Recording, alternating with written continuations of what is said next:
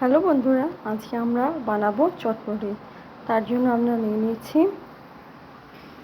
মটর কলাই ভিজিয়ে রেখেছিলাম, ছোলা কলাই, শসা কুচি, কাঁচা লঙ্কা, গাজর, 2 পিস কাটছি, পেঁয়াজ কুচি, ধনে পাতা, কিছু টমেটো কুচি আর খাঁটি সর্ষের তেল।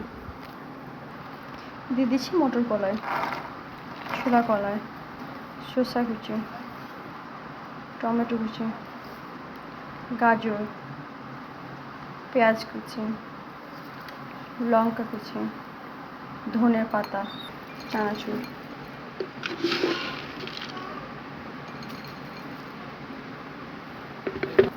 খাঁটি সর্ষের তেল দিয়ে দিচ্ছি আমরা কাগজি।